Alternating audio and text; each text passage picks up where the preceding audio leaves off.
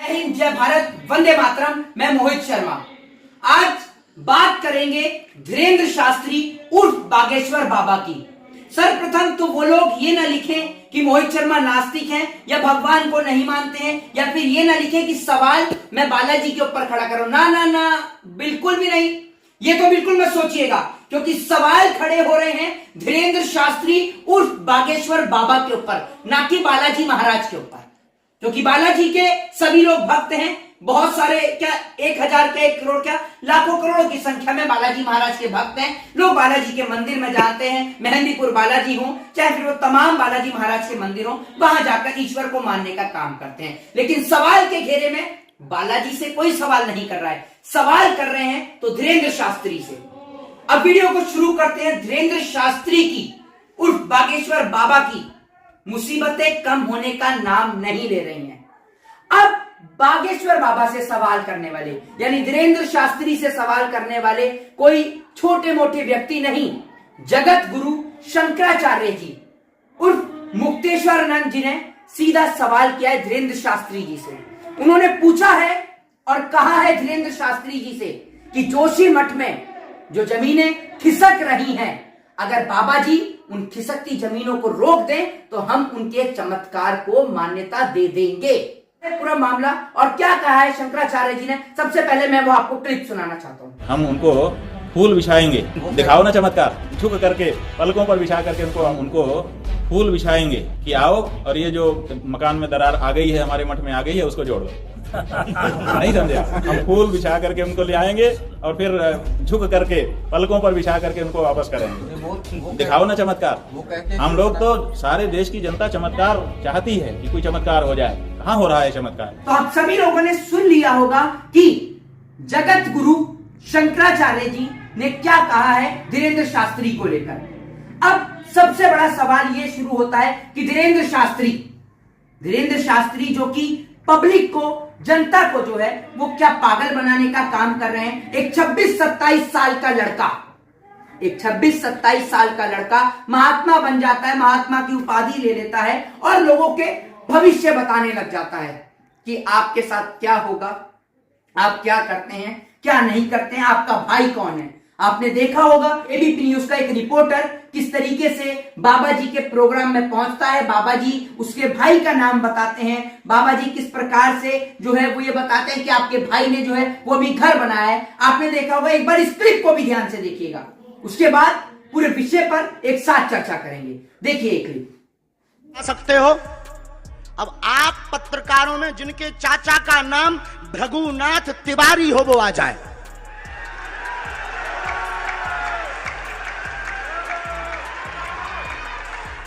आपके चाचा का नाम भृगुनाथ तिवारी? जी, मेरे चाचा का नाम भृगुनाथ तिवारी है और वो भोपाल में रहते हैं, अभी मथुरा में हैं।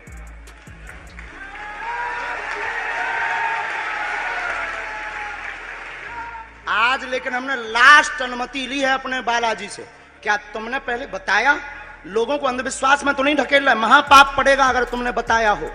गुरुजी, मैं 3 दिन से बल्कि सच्चाई को एबीपी न्यूज में दिखा रहा हूं। मैंने कोई अंधविश्वास फैलाने का और बताने का काम नहीं किया है। मैं यहीं से आपके दरबार से जनता। तो क्या तुम्हारे भाई का नाम राघवेंद्र तिवारी है? जी गुरुजी। क्या तुम्हारे भाई ने अभी मकान बनवाया है? जी, गृह प्रवेश किया है 2 दिन क्या पहले। तुम्हारी भतीजी का नाम अभिषी है? जी गुरुजी। आज के बाद अब अंधविश्वासी कहना बंद कर देना, वरना नंगा कर दिया जाएगा। हम हनुमान जी के सेवक हैं, ललकार कर करते हैं कि हमने संतों की चरणों की तपस्या सीखी और सन्यासी बाबा की कृपा को पाया है। तो आप सभी लोगों ने देखा कि किस प्रकार से रिपोर्टर जो है उसके बारे में बाबा जी सब कुछ बताने का काम करते हैं। बहरहाल एक वीडियो और है मेरे पास में जिसमें ब्लैक एंड व्हाइट के सुधीर चौधरी, जी हाँ, ये वही पत्रकार तिहाड़ी सुधीर चौधरी हैं जो कि धीरेन्द्र शास्त्री की पोल खोलने का काम कहीं ना कहीं अब ये भी कर रहे हैं। तो सबसे पहले सुधीर चौधरी की ये वीडियो दिखाते हैं। आज तक के कार्यक्रम में धीरेन्द्र शास्त्री जी क्या कहते हैं वो मैं आपको दिखाता हूँ। तपस्वी हम नहीं है, ललकार कर करते हैं कि हमने संतों की चरणों की तपस्या सीखी और सन्यासी बाबा की कृपा को पाया है। जनता को आप मूर्ख समझना बंद कर दीजिए। तो आपने देखा कि बाबा जी ने अभी बोला है कि हम ललकार करके कहते हैं कि मैंने संतों की तपस्या को पाया है, उनकी धूल को पाया है। अब देखिएगा बाबा जी दूसरे स्टेटमेंट में क्या कहते हैं। तो बाबा जी पहले बोल रहे थे कि हमने संतों की जो है वो तपस्या करी है। अब देखिएगा बाबा जी आज तक के शो में क्या कहते हैं, वो मैं आपको सुनाता हूं। वीडियो क्लिप ऑन होती थी, ये हम भी सुनते आए हैं, लेकिन आपकी उम्र है सिर्फ 26 साल। जितनी आपकी उम्र है उससे दुगना या तिगना तपस्या करने के बाद जो योगी हुआ करते थे, हमारे जो ऋषि मुनि होते थे, तब उनके पास ये शक्ति आती थी कि वो ये सब कर सके।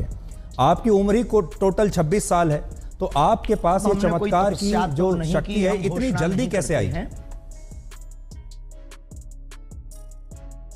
बहुत अच्छा प्रश्न है, बहुत बहुत धन्यवाद, अच्छा प्रश्न। ये आपसे किसी ने पूछा नहीं होगा? तपस्वी तो नहीं है, ये घोषणा तो नहीं करते, लेकिन आज भी दिन रात हाँ बहुत। अरे आपकी योग्यता का क्या कहना, आई प्राउड ऑफ यू। हमको आप पर बहुत गर्व है, आपकी लैंग्वेज से और आपके स्पष्ट प्रश्नों से। तो देखो बाकी लोग तो वही घिसे पिटे क्वेश्चन करते हैं, आप ये जो बीच की नई चीजें ले आई बहुत गदगद कर गई हमको। तपस्वी हम नहीं हैं। तपस्वी हम नहीं हैं। तो सवाल ये खड़ा होता है कि बाबा जी कह रहे हैं कि तपस्वी हम नहीं हैं। एक और तो बाबा जी कहते हैं कि हमने संतों के चरणों की धूल ली है, और दूसरी ओर बाबा जी कह रहे हैं कि हम तपस्वी नहीं हैं। तो बाबा जी आखिर है क्या, ये सबसे बड़ा सवाल खड़ा होता है। अब आपको मैं एक वीडियो क्लिप और दिखाना चाहता हूँ। अभी आपके लाइफ में बहुत सारे दोस्त होंगे श्वेता, आप किसी के भी बारे में सोच सकते हैं, करेक्ट? करेक्ट। तो मैं चाहती हूँ कि आप एक सिंपल सी चीज करें। मैं अभी चाहती हूँ कि अगर आप अपने हाथ फोल्ड करके खड़े होंगे तो अपने हाथ नीचे छोड़ दें, और मैं चाहती हूँ आप अपने मन में एकदम रिलैक्स हो, क्योंकि मैं अभी आपको ज्यादा देख नहीं पा रही हूँ, मेरे को आपको खाली मुझे आपकी मतलब आवाज आ रही है, करेक्ट? तो मैं चाहती हूँ आप अपने मन में उसके बारे में सोचें। अब अपने दोस्त के बारे में मन में सोचते रहे, और अपने दोस्त के बारे में मन में सोचते रहे, उनका नाम का एक एक लेटर अपने मन में लाए। और मैं अभी बॉम्बे में बैठी हूँ, और मैं कोशिश करूंगी, मैं तो ऐसे बता सकती हूँ कि सब जन लिख के बताते हैं जैसे बागेश्वर लिखे, तो मैं भी लिखने की कोशिश करने वाली हूँ। यहाँ पर मेरे दिमाग में एक कुछ तो आया है, मैंने यहाँ पे लिखा। Shweta ji, for the first time national television पे क्या आप बता सकते हैं कि आप अपने किस दोस्त का नाम अभी सोच रहे थे? दिव्या नाम है। दिव्या। और ये आपने मुझे बिल्कुल नहीं बताया, करेक्ट? मैं टच में ही नहीं हूँ उससे, बहुत मतलब आप बचपन उसके से। टच में भी नहीं है, कुछ भी पॉसिबल नहीं है, करेक्ट? जी। मैंने आपके बताने के पहले यहाँ पर एक नाम लिखा था, और वो है दिव्या। अब बाबा जी को जो है वो एक्सपोज करने का काम टीवी चैनल्स पर लगातार शुरू है। बाबा जी को लेकर सारी गोदी मीडिया बाबा जी को इकट्ठा करके बैठी हुई है। और एक खबर आपको पता ही होगा कि सुहानी शाह, जो कि एक माइंड रीडर हैं, माइंड रीड करने का काम करती हैं, उन्होंने किस प्रकार से बाबा जी की सच्चाई को बताने का काम किया आपने देखा होगा। सुहानी शाह आज तक की एक टीवी एंकर के साथ में बैठती हैं, श्वेता सिंह जिनका नाम है, उनकी एक दोस्त का नाम बताती हैं, और जो श्वेता सिंह है उस चीज को एक्सेप्ट भी करती हैं, और वो कहती हैं जी हाँ ये मेरी एक बहुत पुरानी दोस्त है, लेकिन वो खुद हैरान हो जाती हैं कि आपने कैसे उनका नाम बता दिया। तो सुहानी शाह कहती है कि ये हमारी एक कला है, हम ये सबको बता नहीं सकते कि ये कला कैसे होती है, लेकिन कोई भी इसको ये ना समझे कि ये कोई चमत्कार है। ये कोई चमत्कार नहीं है, इसको एक मैजिक बोलते हैं, यानी माइंड रीडिंग करना बोलते हैं, माइंड रीडिंग करने का काम करते हैं। तो क्या बाबा जी जिसको चमत्कार का नाम दे रहे हैं, क्या वो माइंड रीडिंग की कला है? एक 26-27 साल का लड़का बाबा जी बन जाता है और लोग उसको मानने लग जाते हैं। एक बात आप सोच कर देखिए कि जगत गुरु शंकराचार्य महाराज जी ने धीरेन्द्र शास्त्री के ऊपर सवाल खड़े करे हैं। सुहानी शाह ने बाबा जी के ऊपर एक, आपने देखा ये बाबा जी के ऊपर कह लीजिए माइंड रीडिंग के ऊपर जिस प्रकार से उन्होंने आज तक को इंटरव्यू दिया, वो पूरे देश के सामने है। सोच के देखिए कि साधु संत बनने में, ईश्वर के दर्शन पाने में, और ईश्वर के जो शब्द हैं उनको जनता तक, पब्लिक तक पहुंचाने में, एक व्यक्ति को साधु महात्मा की उपाधि लेने में कई साल लग जाते हैं। जब वो तप करता है तब जाकर वो एक साधु और महात्मा बनता है, और ये बिना तपस्या के तपस्वी बन गए। आप सोचिए और सोच कर देखिए कि हमारा देश किस ओर जा रहा है। आप कम से कम धर्म की आड़ में बेवकूफ ना बने।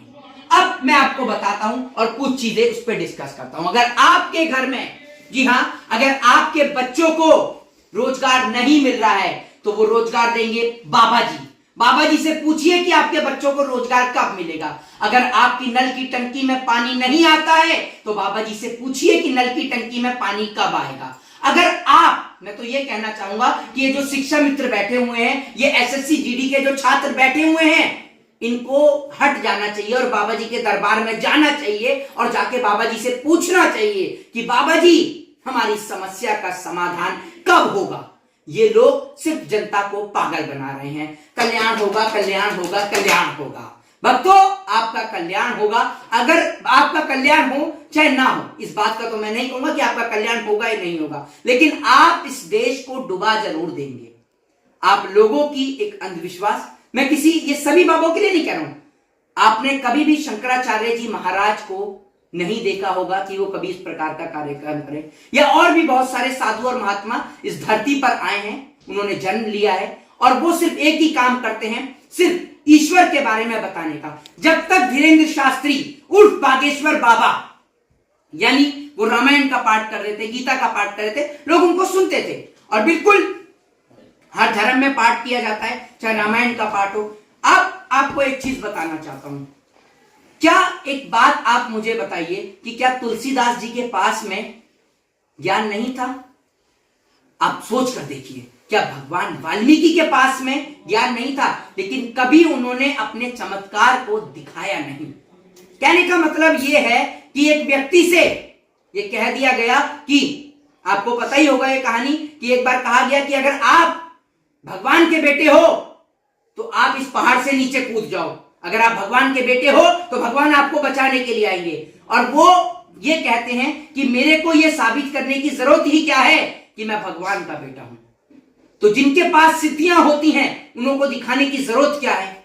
अगर आपके पास सिद्धियां हैं तो जगत के कल्याण में लगाइए, आपको इसका बखान और प्रचार करने की जरूरत क्या है? और सनातन धर्म इस प्रकार की चीज की अनुमति नहीं देता है।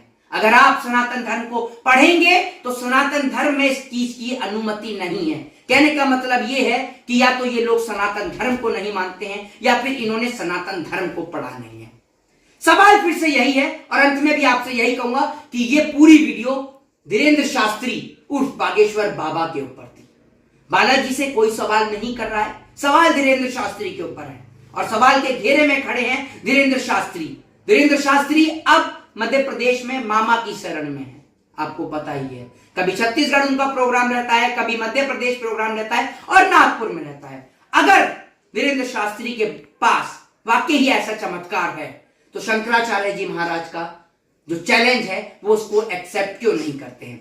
शंकराचार्य जी महाराज ने उनको चैलेंज किया है, एक बार और बता दूं आपको, और उन्होंने कहा है कि अगर आपके पास में सिद्धि है तो जो लोगों का जोशी मठ में घर धस रहा है या दरार आ रही है, आप उसको रोक के दिखाएं, हम आपके चमत्कार की सराहना करेंगे। तो विषय आप लोगों का है, सोच आप लोगों की है, आपकी प्रतिक्रिया क्या है, आपकी राय क्या है? क्या आपको लगता है कि आपका ध्यान भटकाने का प्रयास किया जा रहा है? सारी गोदी मीडिया अपना माइक और कैमरा लेकर धीरेन्द्र शास्त्री को कवर करने में लगी है। इन सब के बीच देश की महंगाई, देश की बेरोजगारी, महिलाओं के ऊपर अत्याचार, महिलाओं के प्रति यौन शोषण और देश के अंदर बलात्कारियों को बेल पर बाहर निकालने का जो किस्सा है वो कहीं ना कहीं जो है रुक गया है। महिलाओं के ऊपर चर्चा नहीं होती है। इस देश के अंदर शिक्षा पे चर्चा होनी बंद हो गई है। टीवी चैनलों का काम और अखबारों का काम सिर्फ यही रह गया है कि हिंदू और मुसलमान को दिखाए। हिंदू मुसलमान नहीं दिखा सकते तो ऐसे बाबाओं को दिखाने का काम करते हैं और पूरी मीडिया इस समय धीरेन्द्र शास्त्री को कवर करने में लग रही है। आपकी राय क्या है? आपकी प्रतिक्रिया क्या है? अपनी प्रतिक्रिया जरूर दीजिएगा। जय हिंद, जय भारत, वंदे मातरम।